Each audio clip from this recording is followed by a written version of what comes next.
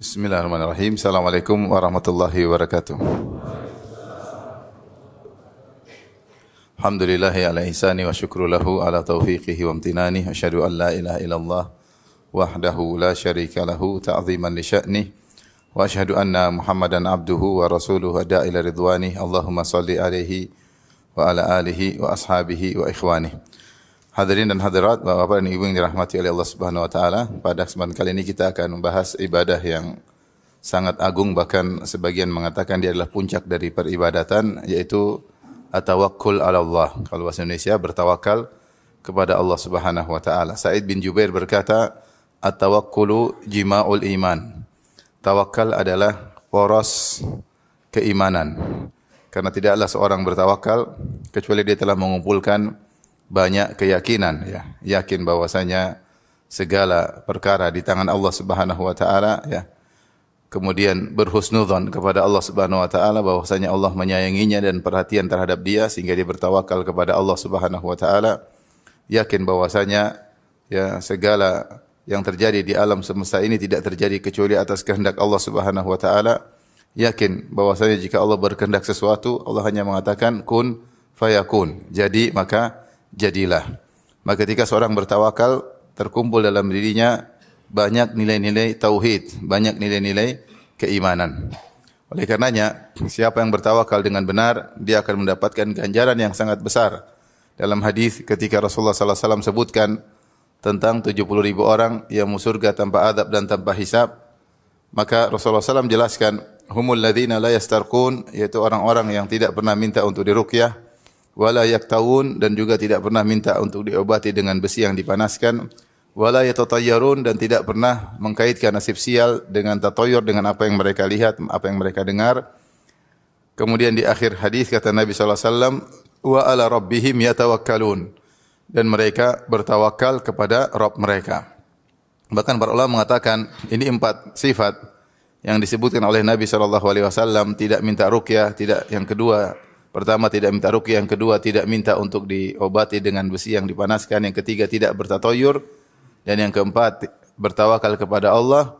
Maka sifat 1, 2 dan 3 itu sumbernya dari tawakal. Seakan-akan Rasulullah menyebutkan sifat pertama, sifat kedua, sifat ketiga, kemudian sifat keempat adalah kesimpulan kenapa mereka tidak minta untuk diruqyah, kenapa mereka tidak berobat dengan besi yang dipanaskan, dan kenapa mereka tidak percaya dengan tatoyur, pamali-pamali dan sekitarnya yang semisalnya, karena mereka bertawakal kepada Allah Subhanahu wa taala. Ternyata orang yang tawakalnya sempurna maka masuk surga tanpa azab dan tanpa hisab.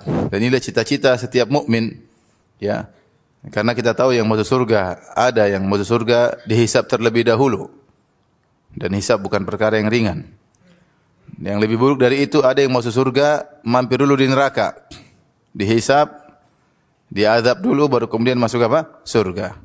Dan ada yang paling indah, yaitu masuk surga tanpa azab dan tanpa hisab. Siapa mereka? Yaitu orang-orang yang tawakalnya di puncak tawakal, tawakalnya optimal dengan tingkat yang tinggi.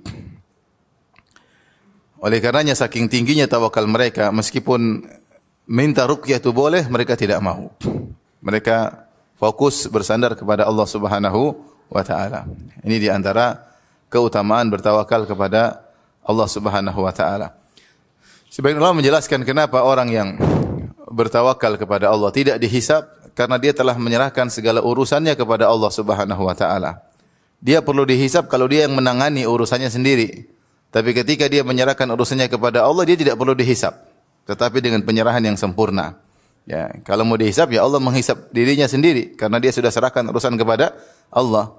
Ya, dia dihisab jika dia menangani sendiri.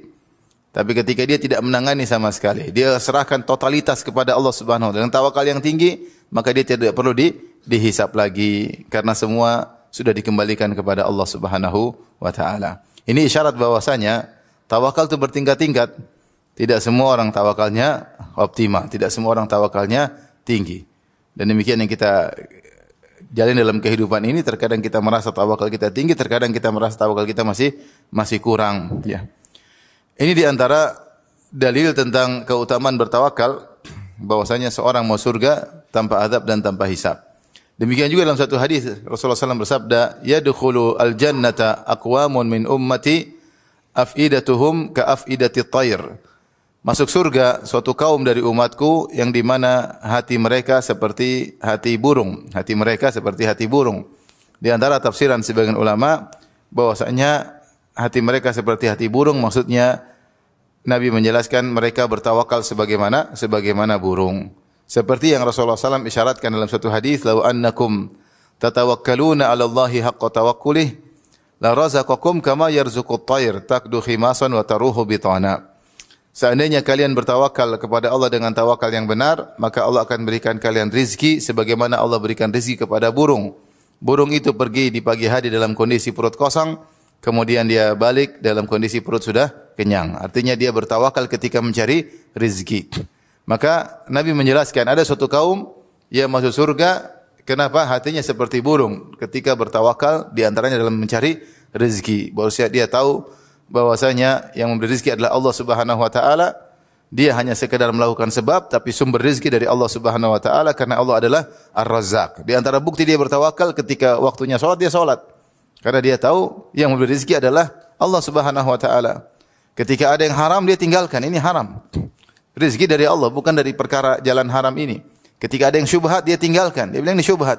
Sang pemberi rizki tidak ridho dengan cara syubhat seperti ini. Dia tinggalkan dengan mudahnya. Kenapa? Tawakalnya tinggi. Ketika orang tidak bertawakal, syubhat dia serempet-serempetin, haram dia tabrakin. Berarti tawakalnya apa? Kurang. Tawakalnya kurang. Kalau orang tawakalnya tinggi, dia tidak akan nengok-nengok seperti itu. Dia akan nengok. Tapi ketika tawakalnya kurang, dia merasa rezekinya berada di cara yang haram atau cara syubhat tersebut. Maka ini dalil tentang keutamaan orang bertawakal. Sebagaimana burung yang bertawakal dalam mencari rezeki. Burung cari rezeki pernah riba atau tidak burung? Burung pernah riba enggak? Enggak pernah riba dia cari rezeki. Ini cari rezeki yang normal-normal aja. Dia bertawakal. Maka seorang yang bertawakal kepada Allah dengan yang benar, dia akan masuk surga karena hatinya seperti burung. Baik, oleh karenanya Allah memerintahkan untuk bertawakal dalam banyak ayat, banyak sekali ayat. Kalau kita searching aja di Al-Quran dengan tulis tawakal, banyak sekali. Terlalu banyak ayat menyuruh untuk apa? Tawakal. Dan banyaknya ayat menyuruh untuk tawakal menunjukkan ini ibadah yang sangat agung. Ibadah yang sangat agung ya. Dari sini, ikhwan dan akhwat, bahwa dirahmatillah subhanahu wa ta'ala, kita harus belajar sedikit tentang tawakal untuk kita. Sebenarnya mudah, tinggal kita prakteknya yang terkadang perlu latihan, perlu perjuangan. Dan demikianlah ilmu tauhid. Ilmu tauhid tidak ada yang susah. Ilmu tauhid tidak ada yang susah. Yang susah itu menerapkannya. Ya, ilmu tauhid misalnya tidak boleh riya. Kalau beribadah jangan cari pujian manusia. Semua orang mungkin tidak tahu, tapi kenyataannya ingin dipuji. Kenyataannya kalau lagi ibadah kemudian live. Hai guys, lagi di depan Ka'bah nih, live. Repot kan? Repot. Padahal udah tahu nggak boleh cari beribadah untuk dipuji, tapi ternyata masih cari apa? Pujian. Ingin tampil, ingin cerita tentang kebaikannya, ingin cerita tentang perjuangannya dalam dakwah, ingin ceritakan tentang jasa dia. Padahal dia tahu tidak boleh apa? Tidak boleh riya. Tapi ilmu berbeda, praktek berbeda. Sama dalam pelajaran tauhid kita tahu tentang keutamaan sabar. Bahkan dalam kitab Tauhid karya Syekh Muhammad bin Wahab, bab ma jaa fi sabar. Bab tentang keutamaan bersabar. Tapi kita sendiri kurang apa? Sabar. Kita sendiri kurang sabar. Ya. Sedikit-sedikit marah, sedikit-sedikit apa? Marah, ya. Terkena musibah tidak sabar.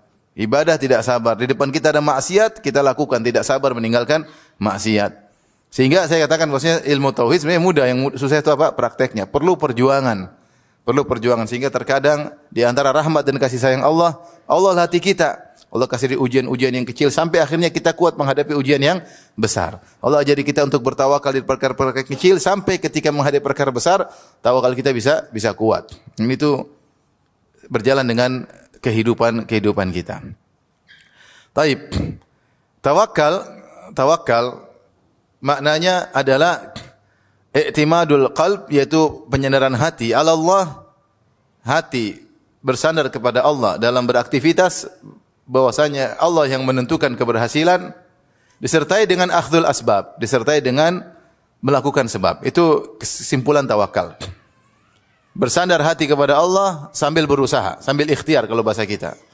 Hati bersandar kepada Allah sambil apa? Ikhtiar. Kapan salah satunya tidak terpenuhi, maka tawakalnya tidak lengkap. Tawakal harus ada dua-duanya, harus ada dua-duanya.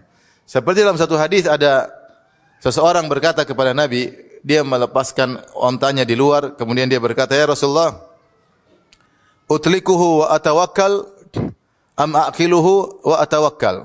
Utlikuha wa atawakkal am aqiluha wa atawakkal?" Saya lepaskan onta saya, kemudian saya bertawakal, atau saya ikat dulu baru saya bertawakal. Kata Nabi sallallahu alaihi wasallam, "Iqilha wa tawakkal." Ikat dan bertawakal. Ikat dan bertawakal. Jangan seorang lagi mau ke masjid, mobilnya ditaruh di luar, kemudian kuncinya dibiarin, kemudian dia masuk masjid, saya bertawakal. Mobilnya hilang ya sudah ya.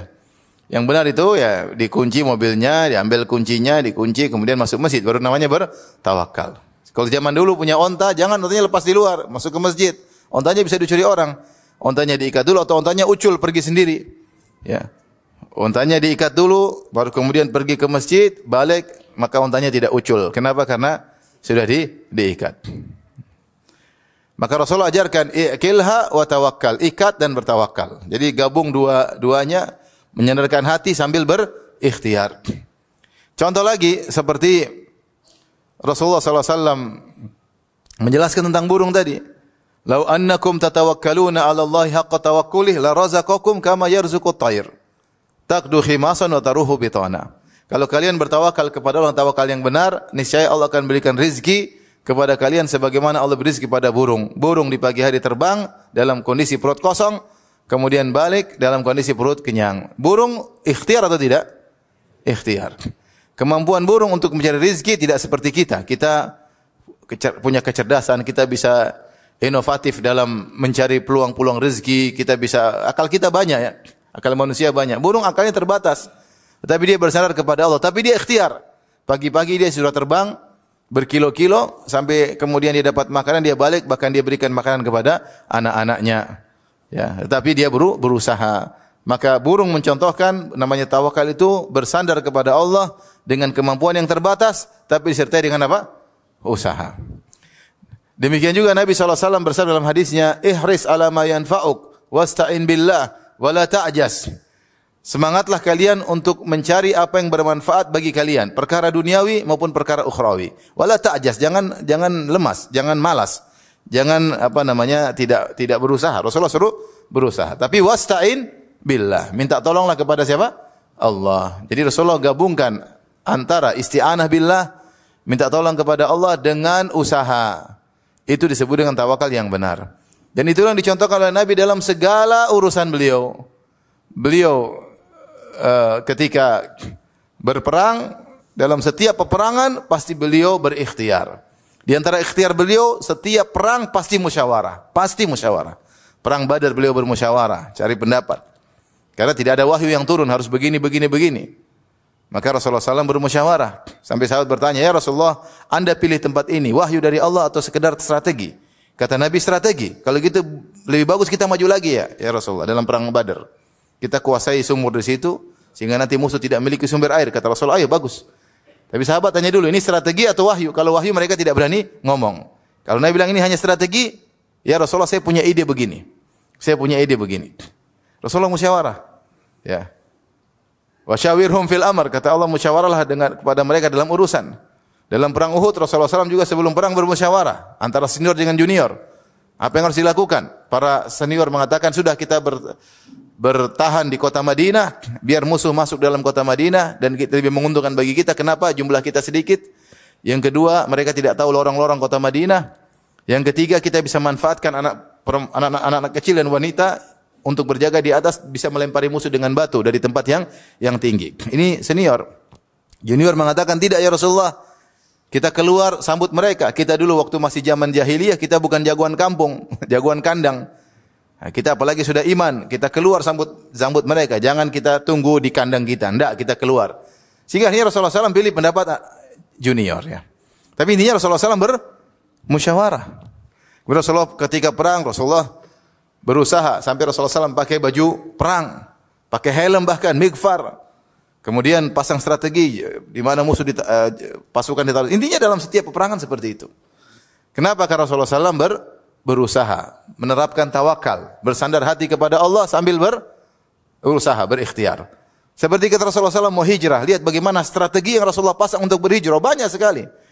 Taktik-taktik untuk bisa berhijrah karena kaum musyrikin ingin membunuh Nabi SAW. Maka Rasulullah SAW berikhtiar. Maka itulah yang benar. Tawakal adalah bersandar kepada Allah sambil berikhtiar, Meskipun sebab untuk keberhasilan sangat kecil, tetap berikhtiar. Makanya Allah mengajarkan dalam Al-Quran, 2 orang saleh Allah ajarkan. Di antaranya Nabi Ayyub alaihissalam ketika beliau sakit. Wadhkur abadana Ayyuba idh nada rabbahu anni massani asy-syaitan binusbin wa adzab. Sebutkanlah tentang hamba kami Nabi Ayyub alaihissalam ketika dia berdoa kepada Rabbnya, dia sakit parah, penyakit kujur tubuhnya bertahun-tahun. Sungguhnya syaitan telah menggangguku dengan kepayahan dan penderitaan. Dalam ayat yang lain Allah berfirman, wa ayyuba idh nada rabbahu anni massani ad-dhurru wa anta arhamur rahimin. Ketika Nabi Ayyub berdoa kepada Allah, ya Rabbku, sungguhnya aku ditimpa dengan penderitaan dan Engkau adalah zat yang Maha Penyayang. Maka fastajabna lahu, kami kabulkan doanya. Apa kata Allah ketika mengabulkan doanya? Kata Allah, urqud birijlik. Hadza muktasalun baridun wa syarab. Kata Allah, tendangkanlah kakimu di tanah. Maka akan keluar air. Ada yang mengatakan keluar 2 air, satu untuk mandi, satu untuk minum. Ada yang mengatakan air satu untuk mandi sekaligus minum. Nabi Ayyub mana kuat, sudah sakit bertahun-tahun. Untuk menghentakkan kakinya di tanah, bagaimana tanah kemudian bolong keluar air, dia enggak kuat. Tapi kata Allah, hentakkan saja semampumu. Ketika dia hentakkan, Allah keluarkan apa? Air. Bisakah Allah keluarkan air tanpa hentakan Nabi Ayyub? Bisa, enggak perlu gini-gini, enggak perlu. Tapi Allah mengajarkan kepada Nabi Ayyub untuk apa? Ikhtiar yang bisa kau lakukan. Udah sakit bertahun-tahun, ada yang mengatakan sakit 7 tahun. Sekujur tubuhnya sudah penuh dengan luka, bahkan macam-macam. Itu sudah tidak kuat. Tapi Allah ngajarin dia untuk berusaha. Meskipun sebenarnya usaha tersebut, kalau secara kasat mata tidak ada menghasilkan apapun. Tetapi harus apa? Ikhtiar. Maka Nabi Ayyub hentakkan kakinya. Ringan, keluarlah apa? Air. Allah sebutkan lagi seperti siapa? Maryam. Yang dimana ketika dia mau melahirkan, maka dia merasakan sakit luar biasa, merasakan haus luar biasa, merasakan lapar luar biasa. Maka Allah Subhanahu wa taala menyuruh Maryam untuk berusaha. Kata Allah, "Wa huzzi ilayki bi jid'in nakhlati tusaqit alayki rutban janiyya, fakuli washrabi wa qarri aina." Maka Allah mengatakan, wahai Maryam, goyangkanlah pohon korma tersebut. Niscaya rutop-rutop akan jatuh kepadamu dan kau siap makan rutop tersebut. Maka di sini ada karamah bagi Maryam. Yang pertama, orang kalau mau melahirkan tubuhnya kuat atau lemah? Lemah. Gimana suruh goyang pohon korma? Kita aja laki-laki tidak melahirkan. Goyang pohon korma enggak bisa. Antum coba kalau ke Madinah, antum goyang pohon korma. Yang goyang antum. Pohon kormanya enggak goyang. Artinya secara normal Maryam enggak bisa apa-apa. Apalagi dalam kondisi lemah, apalagi dalam kondisi mau melahirkan. Tetapi Allah suruh usaha. Allah suruh apa? Usaha. Maka Maryam pun berusaha menggoyangkan pohon korma, maka pohon korma bergoyang dan jatuhlah rutop. Akhirnya Maryam makan. Ini semua mengajarkan bahwasanya ikhtiar itu apa? Perlu. Ikhtiar itu perlu meskipun secara logis atau secara normal kayaknya mustahil, tapi usaha aja. Usaha. Bahkan kalau sudah segala sebab tidak mungkin, Allah bisa bikin akibat tanpa sebab. Allah bisa bikin akibat tanpa sebab. Jika semua sudah tidak mungkin, Allah bisa bikin akibat tanpa sebab. Bahkan Allah bisa bikin akibat berbalik daripada sebab. Saya ulangi, Allah bisa bikin akibat tanpa sebab dan Allah bisa bikin akibat yang berbalik dari sebab yang seharusnya. Contoh akibat tanpa sebab seperti bagaimana Zakaria bisa punya anak. Zakaria bisa punya anak. Zakaria sudah berusaha, sudah menikah ya. Tapi dia enggak punya anak. Padahal dia ingin punya anak. Kemudian semakin kuat doanya, semakin kuat tersandarannya kepada Allah ketika dia melihat suatu karomah bagi Maryam. Kullama dakhala 'alaiha Zakaria al-mihraba wajada indaha rizqa. Qala ya Maryamu anna laki hadza? Qalat huwa min indillah. Setiap Zakaria masuk ke mihrab tempat ibadahnya Maryam, tiba-tiba ada makanan. Padahal Zakaria enggak pernah ngantar makanan dan Maryam tidak pernah keluar dari mihrab karena dia seorang wanita sibuk beribadah.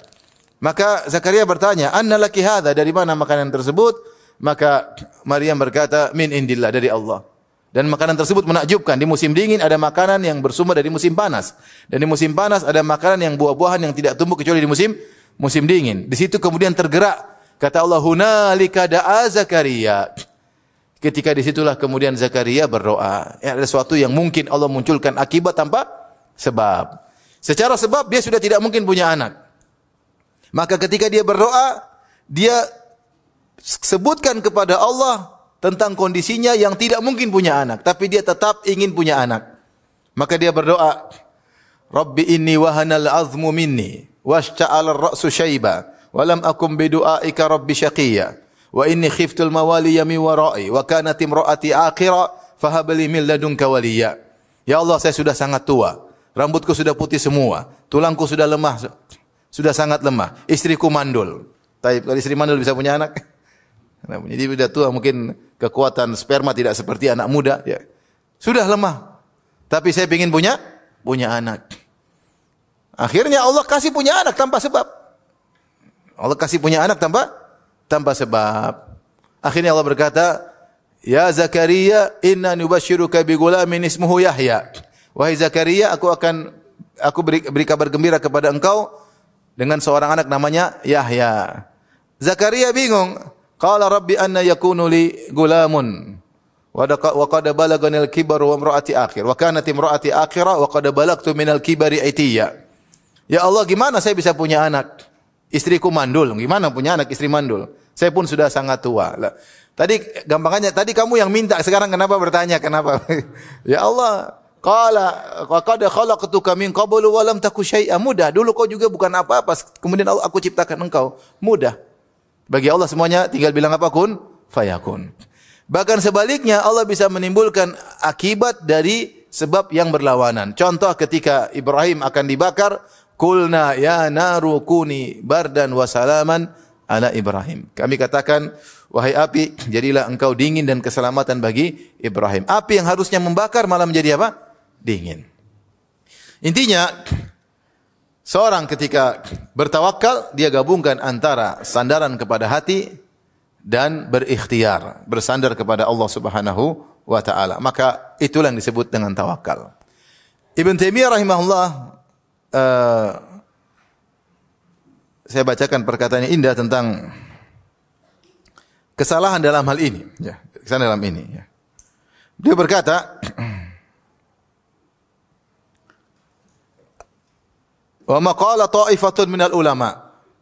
Sebagian ulama ketika menjelaskan hakikat tawakal, mereka menyebutkan tentang salah paham tentang tawakal. Kata mereka, al-iltifatu ilal asbabi syirkun fit tauhid. Para ulama berkata, siapa yang ketika berusaha, dia fokus kepada sebab, dia fokus kepada ikhtiarnya, lupa untuk bersandar kepada Allah, dan dia merasa keberhasilan karena ikhtiarnya, maka itu adalah syirik dalam tauhid. Kita berikhtiar tapi hati bersandar kepada siapa? Allah. Karena yang menentukan akibat siapa? Allah. Yang bisa sebab ini menimbulkan akibat siapa? Allah. Kalau Allah tidak berkehendak timbul akibat, tidak akan timbul akibat. Maka tidak boleh ketika seorang berusaha kemudian dia fokus kepada ikhtiarnya, lupa bahwasanya yang menentukan keberhasilan itu adalah siapa? Allah. Ketika dia fokus kepada sebab, dia lupa bersandar kepada Allah, maka dia telah terjerumus dalam kesyirikan. Soal berhasil enggak berhasil urusan kedua. Maka kata para ulama, al-iltifatu ilal asbabi syirkun fit tauhid. Hanya fokus hati bersandar kepada sebab, lupa kepada Allah, maka ini syirik dalam tauhid. Wa mahwul asbabi an takuna asbaban naqsun fil aql. Adapun mengatakan sebab ini tidak bisa menimbulkan akibat, sebab ini bukan sebab untuk menimbulkan akibat, ini kekurangan dalam akal. Sebagian orang yang mengatakan tidak ada sebab menimbulkan akibat, enggak ada. Kata mereka, api bukan sebab membakar. Besi yang dipukulkan kepala bukan sebab benjol. Terus bagaimana? Kata mereka, sesungguhnya ketika kau bakar korek di kayu, korek ini tidak bisa bikin terbakar, tapi Allah ciptakan api ketika kau bakar korek. Besi ini kalau dipukulan kepala tidak menimbulkan benjol, tidak. Tapi ketika besi kau tempelkan kepala orang, Allah ciptakan benjol. Sebenarnya ini benar Allah yang ciptakan benjol, tapi Allah juga yang menjalankan sunnatullah. Bahwasanya dalam semesta ini ada sebab dan akibatnya. Ya. Makanya ketika Ashabul Kahfi tidur di dalam goa, berapa tahun? 309 tahun menurut hitungan Hijriyah. 300 tahun menurut hitungan Masehi kata sebagian ulama. Ya. Kata Allah, "Tahsabuhum aiqadha wa hum ruqud wa nuqallibuhum dzatal yamini wa dzatal shimal." Kalian melihat mereka, kalau kalian melihat mereka sedang di dalam goa, kalian menyangka mereka dalam kondisi terjaga. Kenapa? Karena mereka seperti gelisah. Wa hum ruqud, padahal mereka sedang apa? Tidur. Kata Allah, "Wa nuqallibu wa tahsabuhum aiqadha wa hum ruqud." Kemudian kami balikkan mereka dzatal yamin wa dzatal shimal. Kami balikkan mereka ke kanan dan ke kiri. Jadi mereka Ashabul Kahfi tidak tidur domprok gini enggak, tapi mereka apa? Balik kanan, balik kiri. Balik kanan, balik kiri. Sehingga orang yang melihat menyangka mereka tidak tidur. Kata para ulama, kenapa Allah balikkan balik kanan, balik kiri? Karena Allah menjalankan sunnatullah. Kalau manusia tidur tidak balik kanan, balik kiri, dia ditutup dengan lama-lama tertutup dengan apa? Tanah. Iya enggak? 300 tahun loh, bukan cuma tidur setahun. 300 tahun lama-lama ketutup, lama-lama mati. Maka perlu dibolak-balik. Kemudian kalau dia cuma satu sisi, lama-lama mungkin darah mengendap pada satu sisi. Maka Allah jalankan sunnatullah. Untuk selamat ini jasad, dibolak-balik ke kanan kan, ke kiri. Allah bisa kun fayakun, tapi dalam alam semesta ini Allah menciptakan hukum sebab apa? Akibat. Maka kita jangan bilang besi bukan sebab benjol ya. Kita bilang besi sebab benjol ya. Meskipun yang menciptakan benjol Allah, tapi besi ini sebab untuk apa? Benjol. Makan sebab kenyang atau tidak? Iya, jangan bilang makanan tidak bikin kenyang. Ketika kau makan Allah ciptakan kenyang. Enggak juga kali ya. Bahwasanya makan sebab kenyang benar, akibat yang ciptakan Allah, tapi sebab adalah untuk makan sebab untuk apa? Kenyang. Jangan kau bilang kalau Allah bikin punya anak tanpa menikah, benar Allah, tapi Allah menentukan sebab untuk punya anak dengan menikah. Makanya Rasulullah suruh menikah, suruh punya anak. Tazawwajul wadudal walud, nikahilah wanita yang subur agar punya anak banyak ya. Jadi kata Ibnu Taimiyah rahimahullah, para ulama mengatakan sebab tidak menimbulkan akibat, ini adalah celaan pada otak, pada akal. Akal yang sehat tahu ini sebab ini. Makan sebab apa? Kenyang ya. Kemudian yang ketiga, beliau berkata, wal i'radu 'anil asbabi bil kulliyah qadhun fi syara'. Adapun berpaling tanpa melakukan sebab sama sekali, maka ini celaan terhadap syariat. Tidak mau berikhtiar sama sekali, celaan terhadap apa? Syariat. Kenapa syariat suruh berikhtiar? Dicontohkan oleh Nabi, dan Nabi SAW dalam hadis yang sahih didapati dalam buku-buku kitab suci terdahulu, namanya Al-Mutawakkil.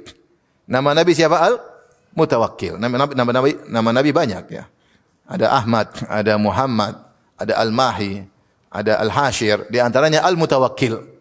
Al-Mutawakkil, yaitu yang bertawakal. Dan Nabi contohkan bagaimana dia bertawakal. Nabi berikhtiar atau tidak? Berikhtiar. Maka kalau ada orang ingin mengatakan saya bertawakal tanpa ikhtiar, maka ini celaan terhadap syariat. Dia di kamar saja, tidak mau kemana-mana. Kau tidak cari makan? Tidak. Saya bertawakal. Nanti makanan datang sendiri. Baik. Terus saya ingin punya anak. Terus saya di rumah aja, enggak usah nikah. Saya bertawakal. Kalau saya menikah namanya saya tidak percaya sama Allah. Allah bisa kasih saya anak tanpa menikah. Ya. Bilang kayak gini, kita gimana ngomongnya orang kayak gini? Susah kan? Makanya Allah tegur ada orang yang hanya bersandar tanpa berikhtiar. Ibnu Abbas radhiyallahu anhu berkata, ketika sebagian ahli Yaman, mereka datang berhaji tanpa bekal. Mereka bilang kami bertawakal kepada Allah, tidak usah bawa bekal, kami bisa hajian. Kata Ibnu Abbas, benar mereka bisa hajian. Tapi ketika sampai di Mekah mereka repotkan orang, mereka minta sana minta sini. Butuh kasihan orang lain untuk kasih makan. Ini tawakal yang salah. Maka turunlah firman Allah, wa tazawwadu fa inna khairaz zadi taqwa. Berbekalah. Muhajirin harus berbekal. Sungguhnya sebaik-baik bekal adalah ketakwaan. Makanya dalam syariat haji tidak wajib bagi setiap orang. Walillahi 'alan nasi hajjul baiti man istata'a ilaihi sabila. Haji hanya wajib bagi yang mampu. Mampu maksudnya apa? Mampu maksudnya dia secara fisik mampu, kekuatan mampu, secara ekonomi mampu. Ketika dia pergi meninggalkan keluarganya untuk haji, dia siapkan makanan buat keluarganya. Kalau perjalanan haji ternyata setahun seperti zaman dulu, dia harus pastikan setahun anak istrinya bisa makan, baru dia boleh haji. Terus dia punya kemampuan juga untuk nafkah dirinya selama hajian sampai pulang. Kalau tidak mampu, tidak wajib haji. Gimana seorang nekat sama haji, anak istrinya tidak makan? Benar anak istrinya makan, yang kasih makan mertuanya, kasihan. Yang kasih makan tetangganya. Itu tawakal yang salah. Seperti tadi, orang-orang Yaman yang pengen haji, benar mereka selesai hajian, benar. Tapi mereka repotin orang enggak? Repotin orang. Kasihan, melas. Jangan begitu, orang harus punya kemuliaan. Jangan berharap belas kasih orang lain. Maka Allah tegur. Ini menunjukkan bahwasanya siapa yang mengatakan tawakal tanpa ikhtiar, maka dia telah mencela apa? Syariat. Dia telah mencela syariat. Nabi apakah waktu perang kemudian tidak pakai helm, tidak pakai baju dira? Dia pakai baju perang. Baju besi dia pakai, sallallahu alaihi wasallam. Dia pakai helm besi, dia pakai, sallallahu alaihi wasallam. Dan dia berstrategi, dan dia bermusyawarah. Dia atur taktik perang. Ini semua ikhtiar. Ya bukan maju bim salabim kun fayakun, enggak. Rasulullah berusaha.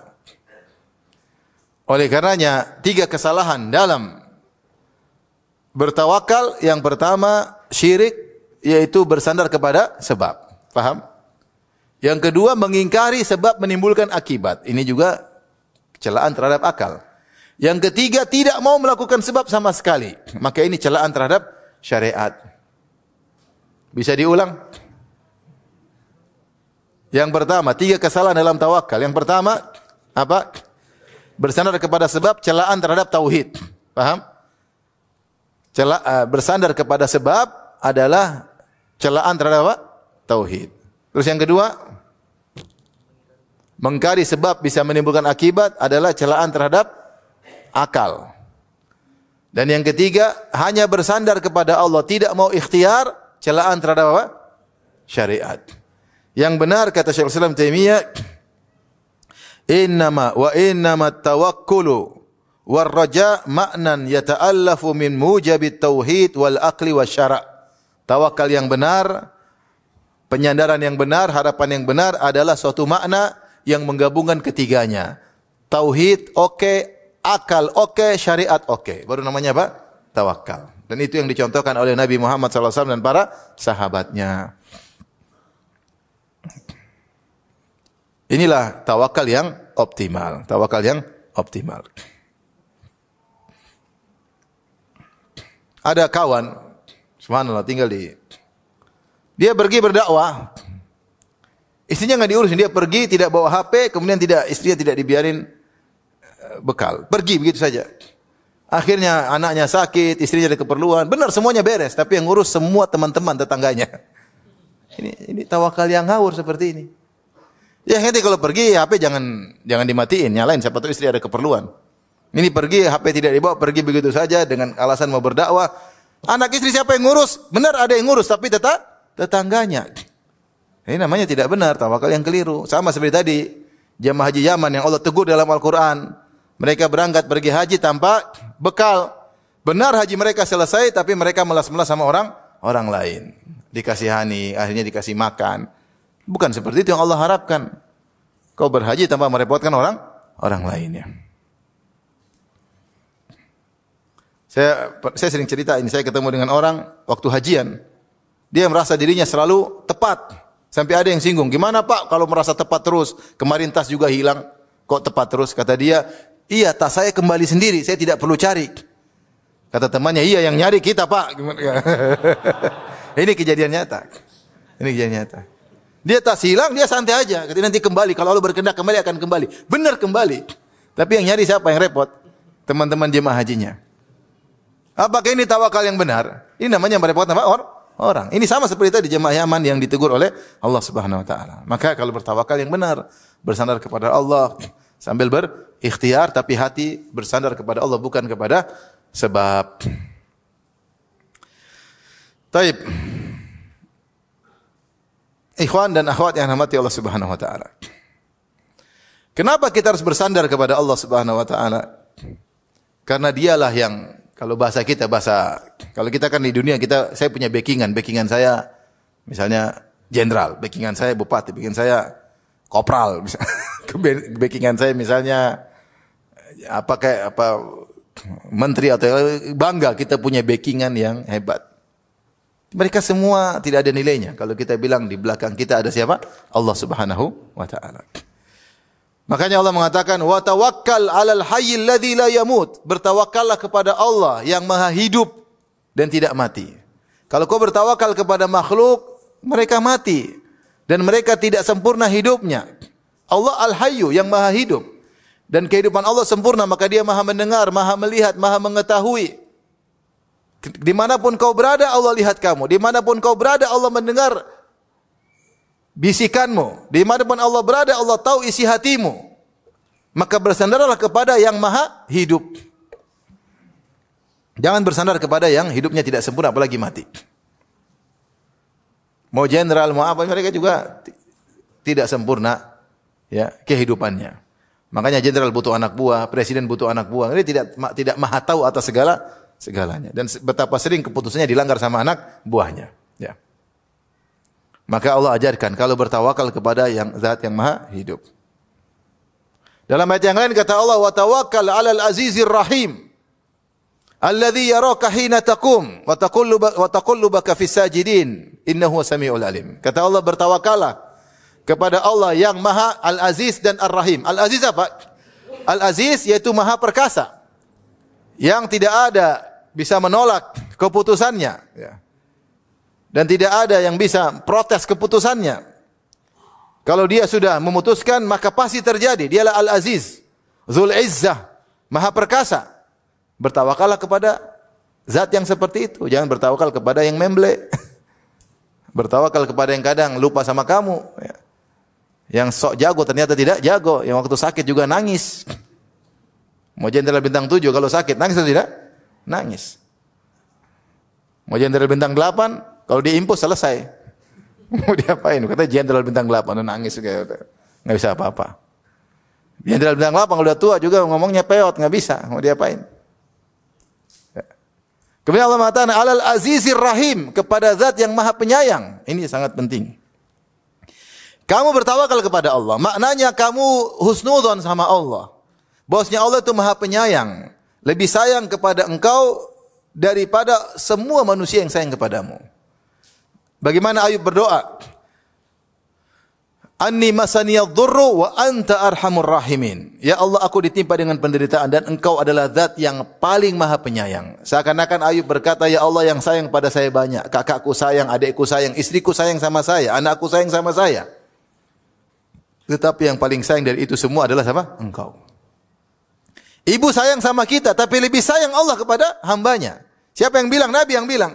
Lallahu arhamu bi ibadihi min hadhihi bi waladiha. Allah lebih sayang kepada hambanya daripada seorang ibu kepada anaknya. Saya sering sampaikan makna ini. Kenapa bisa demikian? Karena kamu yang ciptakan Allah. Yang bikin bentuk kamu adalah Allah Subhanahu wa taala. Sang kreator kamu adalah Allah. Ibu hanya sekedar kita numpang dalam perutnya. Yang meniupkan ruh siapa? Allah. Yang berikan bentuk siapa? Allah. Yang menanggung rezeki siapa? Allah. Kamu hasil kreasi Allah Subhanahu wa taala.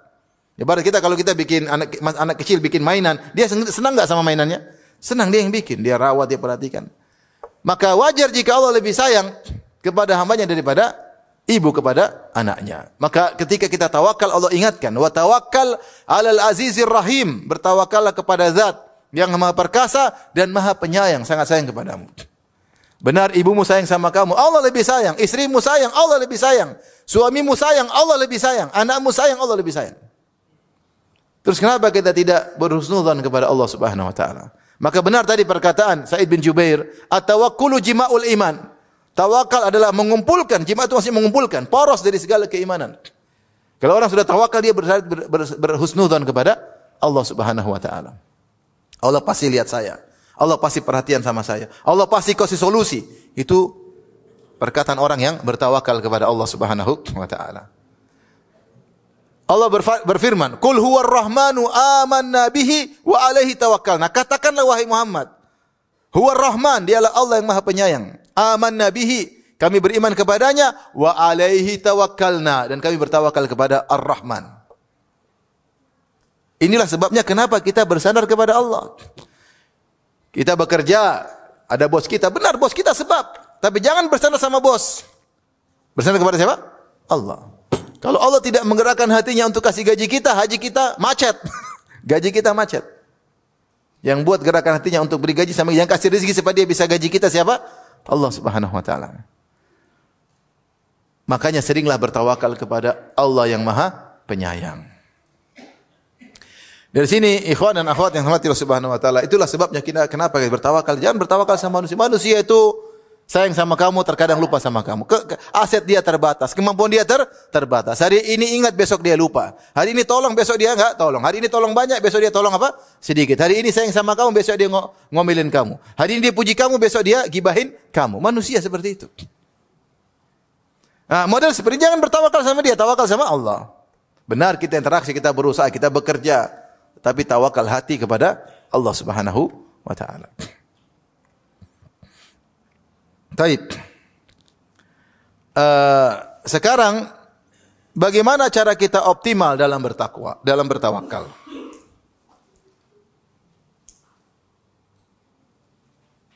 Bagaimana cara kita beroptimal dalam bertawakal? Baik. Agar kita optimal dalam bertawakal, jangan kita bertawakal dalam sebagian sisi, kita tidak bertawakal dalam bagian yang lain. Yang benar kita bertawakal dalam segala hal. Sebagian orang hanya bertawakal kalau cari rizki, tawakal sama Allah. Tapi waktu ibadah tidak tawakal, waktu haji tidak tawakal, waktu ngurus anak istri tidak tawakal. Dia tawakal cari rizki doang. Dia beri taufik oleh Allah dalam cari rizki, ngurus anak istri enggak diberi taufik karena kurang tawakal. Pede dengan kecerdasannya, karena mungkin dia adalah doktor pendidikan, karena dia lupa harus bertawakal kepada Allah. Sebagian pemuda hanya bertawakal kalau cari istri. Udah ngurus istri tidak bertawakal. Saya tawakal cari istri deh. Istikharah. Istikharahnya pas ngelamar doang. Waktu ditolak tidak istikharah. Maksud saya jangan kita tawakal yang parsial, kita tawakal totalitas. Ini yang susah. Semakin dalam segala perkara kita bertawakal, maka semakin optimal tawakal kita, semakin kemungkinan besar masuk surga tanpa adab dan tanpa hisab. Maka Allah sebutkan dalam Al-Quran banyak sekali tentang majalah, tentang bagian-bagian mana kita bertawakal. Saya akan sebutkan, saya akan baca satu persatu. Ya. Kita tawakal dalam hal apa saja? Banyak ya. Secara umum Allah memerintahkan untuk bertawakal dalam segala hal. Kata Allah, wa 'alallahi fatawakkalu in kuntum mu'minin. Wa 'alallahi fatawakkalu in kuntum mu'minin. Dan kepada Allah bertawakal kalau kalian beriman. Di sini dalam kaidah tafsir, kan harusnya Allah sebutkan kalian bertawakal dalam hal ini jika kalian beriman. Tapi dalam hal ini Allah tidak sebutkan. Allah hanya sebutkan secara mutlak, bertawakallah kalian. Dalam hal apa Allah tidak sebutkan? Kaidah dalam ilmu tafsir, jika suatu objek tidak disebutkan berarti menimbulkan faedah keumuman, yaitu bertawakal dalam segala hal. Sebagai contoh seperti Allah menyebutkan tentang di surga. Allah mengatakan, innal abrara lafi naim. Sungguhnya orang-orang yang baik, orang-orang yang suka melakukan kebajikan di surga lafi naim, tenggelam dalam kenikmatan. Tenggelam, lafi, fi itu dalam kenikmatan. Di surga semuanya kenikmatan. Kemudian kata Allah, alal araiki yanzurun. Mereka berada di atas dipan-dipan sambil memandang. Duduk di atas dipan-dipan sambil mandang. Dipan-dipan yang sudah dihiasi di surga ini ceritanya. Di surga, di atas dipan-dipan bertelekan sambil mandang. Mandang apa? Allah tidak sebutin. Tapi Allah sebutkan dampaknya. Ta'rifu fi wujuhihim nadratan na'im. Kau lihat pada wajah mereka ada kebahagiaan. Artinya, semua yang mereka pandang pasti nikmat. Allah tidak sebutkan, Allah tidak perlu sebutkan mandang apa, tapi semua yang mereka lihat pasti bikin bahagia. Makanya kata Allah, wa idza ra'aita thamma ra'aita na'iman wa mulkan kabira. Kalau kau di sana melihat, kau akan lihat nikmat, seluruhnya nikmat. Di surga lihat kanan, lihat kiri, depan, belakang, semua nikmat. Di dunia kan tidak. Lihat sedikit kita sedih. Lihat anu kita menangis. Ada ibu-ibu lihat perempuan lebih cantik, sedih dia. Ada lihat orang mobilnya lebih mewah, sedih.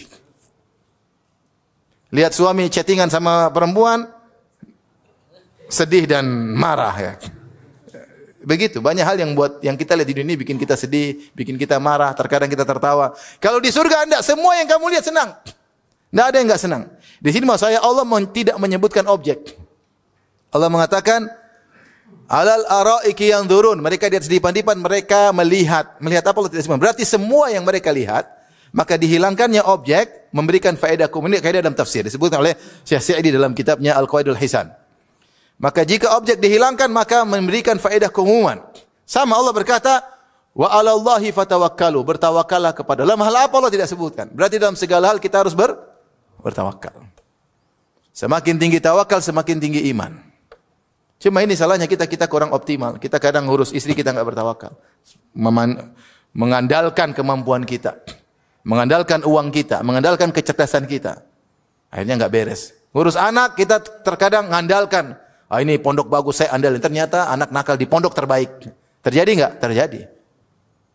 Kenapa? Karena tidak tawakal sama Allah. Kita menyandarkan sebab. Lupa. Oleh karenanya hendaknya bertawakal dalam segala hal. Baik.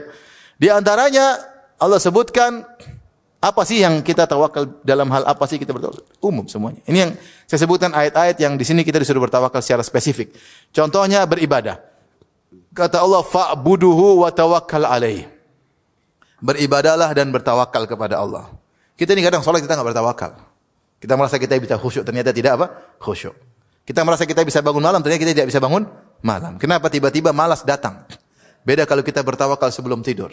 Dalam hati, enggak usah ngomong pun Allah tahu. Pingin bangun malam. Allah bangunkan. Kita salat asal-asal, Allahu Akbar. Dalam hati pingin khusyuk. Tawakal sama Allah. Allah mengatakan, wa tawakkal 'alal azizir rahim alladzi yaraka hina taqum. Bertawakallah kepada Allah yang Maha Perkasa dan Maha Penyayang, yang melihat engkau ketika kau sedang salat. Tawakal sama Allah, Allah sedang lihat saya, jadi khusyuk salat itu. Wa taqallubaka fis sajidin, ketika kau sedang sujud bersama orang yang sujud. Ya, kita sering beribadah kita tidak tawakal. Haji perlu tawakal enggak? Perlu tawakal, berdoa agar hajinya mudah. Jangan tawakal, ini travel mahal, inilah bisnya mewah lah, inilah kacau hajinya kadang. Banyak yang dilanggar, tidak sesuai sunnah, banyak. Kurang tawakal. Kurang apa? Tawakal. Ini banyak kejadian, banyak. Oleh karenanya, terus berdoa dan berdoa. Dalam ibadah kita bertawakal. Salat tawakal, umrah tawakal, haji tawakal, ya. Dan seluruh ibadah bertawakal kepada Allah. Tapi di antaranya, ketika berdakwah, fa in tawallau faqul hasbiyallahu la ilaha illahu alaihi tawakkaltu wa huwa rabbul arsyil azim. Kalau mereka berpaling dari engkau wahai Muhammad, kau dakwah mereka berpaling, katakanlah cukuplah Allah bagiku, bertawakal. Saya sudah berusaha, mereka berpaling tidak jadi masalah. Cukuplah Allah bagiku, tidak ada yang berhak disembah kecuali Allah. Tawakkaltu, kepada Allah aku bertawakal. Alaihi tawakkaltu wa huwa rabbul arsyil azim. Sebagaimana kata Allah tentang Nabi Nuh, in kana kabura alaikum maqami wa tadhkiri bi ayatillah fa alaihi tawakkaltu. Wahai kaumku, kata Nabi Nuh alaihi salam yang berdoa 950 tahun, kalau memang berat bagi kalian keberadaanku, kalian merasa bosan aku selalu ingatkan tentang ayat-ayat Allah, aku tetap bertawakal. Alaihi tawakal, tetap aku berdakwah dan aku bertawakal. Mau kalian enggak suka, mau kalian merasa terganggu, aku bertawakal. Maksudnya dakwah itu butuh apa? Butuh tawakal. Kita kadang para dai kurang tawakal dalam apa? Dakwah, kurang tawakal. Ya, mengandalkan panitia, mengandalkan benar semuanya usaha. Harus ada tim, harus ada kerjasama, ada ikhtiar. Tapi hati ini kadang kurang bertawakal. Tawakalnya kepada sebab, disitulah syirik. Disitulah apa? Syirik. Contoh, ya, dalam menghadapi problem butuh tawakal. Allah sebutkan dalam Al-Quran problem yang paling berat dihadapi oleh seorang lelaki maupun wanita, problem cerai. Sampai Allah turunkan surat namanya surat cerai. Saya rasa dalam hidup ini tidak ada problem paling berat kecuali problem apa? Perceraian. Bagi seorang suami atau seorang istri. Tapi Allah berfirman, "Wa may yattaqillaha yaj'al lahu makhraja." Siapa yang bertakwa kepada Allah ketika sedang mencerai ataupun dicerai. Ini berat bagi laki-laki yang mencerai dan berat bagi istri yang dicerai. Tapi kenapa banyak perceraian kesudahannya buruk? Karena tidak bertakwa dan tidak bertawakal.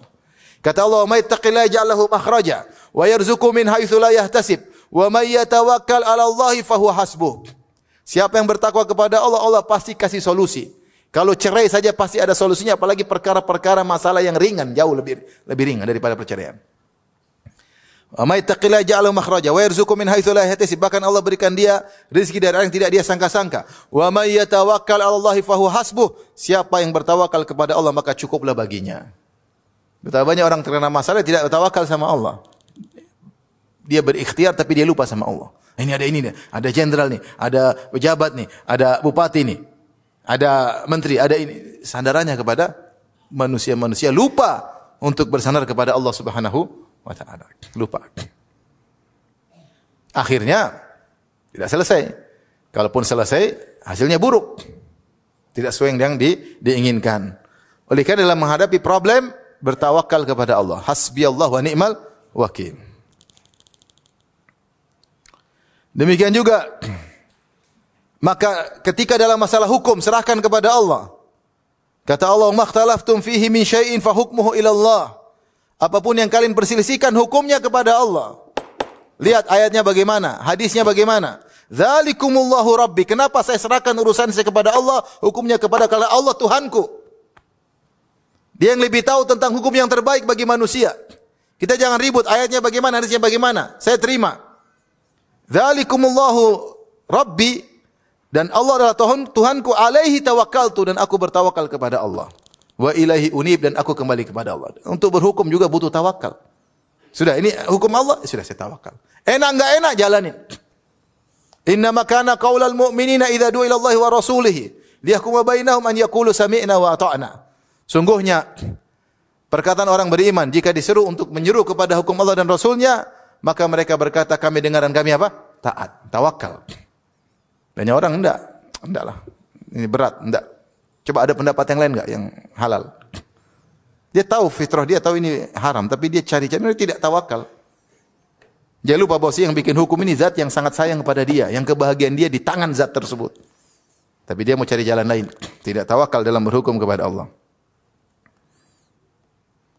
Kemudian juga misalnya ketika membuat perjanjian, dan ini dicontohkan Nabi Yakub berkata, "Lan ursilahu ma'akum hatta tu'tuni mawthiqam min Allah. La ta'tunnani bihi illa ayyuhata bikum. Falamma atau mawthiqahum qala Allahu ala ma naqulu wakil." Aku tidak akan melepaskan Binyamin bersama kalian wahai anak-anakku sampai kalian datangkan perjanjian yang berat. Bosnya kalian tidak akan meninggalkan dia kecuali kalian dikepung, tidak bisa berbuat apa-apa. Kalian akan bela dia. Wallahu ala ma naqulu wakil. Allah menjadi wakil, aku bertawakal kepada Allah dalam perjanjian kita. Kemudian juga misalnya ketika seorang sedang berdakwah diganggu, bertawakal sama Allah. Apa kata para rasul? Wa ma lana alla natawakkala 'ala Allahi wa qad hadana subulana wa lanasbiranna 'ala ma adaitumuna wa 'ala Allahi falyatawakkalul mutawakkilun. Kenapa kami tidak bersabar atas gangguan kalian kepada kami? Ya. Kenapa kami tidak bertawakal kepada Allah? Wa ma lana natawakkal 'ala Allah wa qad hadana subulana. Kenapa kami tidak bertawakal kepada Allah sementara Allah telah beri petunjuk kepada kami sebelumnya? Wala nasbiranna ala ma adaitumuna. Kami akan sabar dan kami bertawakal kepada Allah. Ini contoh. Dalam dakwah, gangguan ada. Orang ganggu, orang ngata-ngatain, tuduh yang tidak-tidak. Tawakal sama Allah. Benar kita mungkin berusaha, mungkin ada bantahan, ada klarifikasi. Tapi tawakal sama Allah. Jangan pernah bersandar kepada kemampuan kita. Tawakal sama Allah. Sebagaimana para nabi ketika mereka diganggu, mereka bertawakal kepada Allah subhanahu wa ta'ala. Dan seterusnya, ikhwan, kalau kita membacakan dalam Al-Quran banyak sekali yang menunjukkan bahwasanya, saya ingin sampaikan bahwasanya di antara bentuk tidak optimal kepada dalam masalah tawakal hanyalah tawakal parsial, hanya tawakal dalam sebagian hal. Ini kesalahan kita semua. Maka mulai saat ini kita berusaha dalam segala hal kita bertawakal kepada Allah Subhanahu wa taala. Ngurus keluarga bertawakal sama Allah, bisnis bertawakal sama Allah Subhanahu wa taala. Sehingga kalau kita bertawakal, apapun yang terjadi itu yang terbaik. Mungkin menurut pandangan kita gagal, itu yang terbaik di sisi Allah. Allah lebih tahu. Kenapa? Saya sudah berikhtiar dan saya sudah bertawakal kepada Allah Subhanahu wa taala. Dan di antara agar kita optimal dalam bertawakal, usahakan dalam setiap kegiatan berdoa. Doa itu adalah bentuk isti'anah kepada Allah Subhanahu wa taala. Maka hafalkanlah doa-doa. Doa keluar rumah, doa masuk rumah, doa berhubungan dengan istri, hafal dan bacakan doa tersebut. Mau makan berdoa, habis makan alhamdulillah ya. Doa safar, ya, doa naik kendaraan, ya. Doa masuk pasar, doa ketika tiba di suatu negeri yang baru, ya. Berdoa. Itu bentuk apa? Tawakal. Mau tidur, baca doa, bangun tidur baca doa. Kenapa? Senantiasa kita menyandarkan hati kita kepada Allah. Makanya orang yang paling bertawakal Nabi Muhammad sallallahu alaihi wasallam. Kalau bapak dan ibu tidak hafal doanya, lupa, ya. Jangan lupa minimal bilang apa? Bismillah. Sudah. Bismillah. Connecting sebentar aja, enggak sampai 1 detik. Bismillah. Connecting sedikit aja. Untuk menunjukkan, ya Allah saya sedang bersandar kepadamu. Insya Allah berkah. Insya Allah berkah. Ini caranya kita optimal dalam bertawakal. Dalam segala hal, jangan lupa berdoa. Dan hafalkan doa-doa dari Nabi SAW. Dengan demikian, tawakal kita akan optimal karena kita selalu menyandarkan hati kita kepada Allah dalam segala hal. Kapan kita tidak bersandar kepada Allah, maka ketahuilah disitulah kehinaan. Oleh karenanya, Nabi di antara doa zikir pagi petang, Ya Hayyu Ya Qayyum, atau Nabi sering berdoa dengan zikir ini, Ya Hayyu Ya Qayyum bi rahmatika astaghits fa aslih li sya'ni kullah wa la takilni ila nafsi tarfata ain. Ucapkan doa ini dengan serius, dengan penghayatan. Ya Hayyu Ya Qayyum, yang Maha Hidup. Ya Hayyu yang Maha Hidup, yang hidupnya sempurna, Maha melihat, Maha mendengar, Maha mengetahui apa yang aku alami, Maha mengetahui isi hatiku, Maha mengetahui apa yang terbaik yang harus aku lakukan, Maha mengetahui yang terbaik solusi bagiku. Ya Qayyum itu zat yang Maha berdiri sendiri dan mengurusi yang lainnya. Tidak bisa kita tegak, tidak bisa kita berjalan kecuali yang mengurusi siapa? Allah Subhanahu wa taala. Seakan kita bilang, ya Allah uruslah diriku. Uruslah diriku, perbaikilah urusanku. Ya Hayyu Ya Qayyum, bi rahmatika, dengan rahmatmu dan kasih sayangmu. Ya Allah, kau sangat sayang kepadaku, ya Allah, lebih daripada kedua orang tuaku kepadaku. Rahmatilah hambamu ini. Fa aslih li sya'ni kullah, perbaikilah segala urusanku, wala takilni ila nafsi, jangan kau biarkan aku bersandar pada diriku tarfata ain, meskipun hanya sekejap mata. Dengan demikian kita akan senantiasa bertawakal kepada Allah Subhanahu wa taala. Ini saja yang bisa saya sampaikan. Ikhwan dan akhwat yang rahmatillah subhanahu wa ta'ala, semoga kita dijadikan oleh Allah sebagai orang yang benar-benar bertawakal kepada Allah Subhanahu wa taala, dianugerahkan untuk masuk surga tanpa azab dan tanpa hisab. Amin ya rabbal alamin. Tapi demikian saja kajian kita, kurang lebih saya mohon maaf. Wabillahi taufiq wal hidayah. Assalamualaikum warahmatullahi wabarakatuh.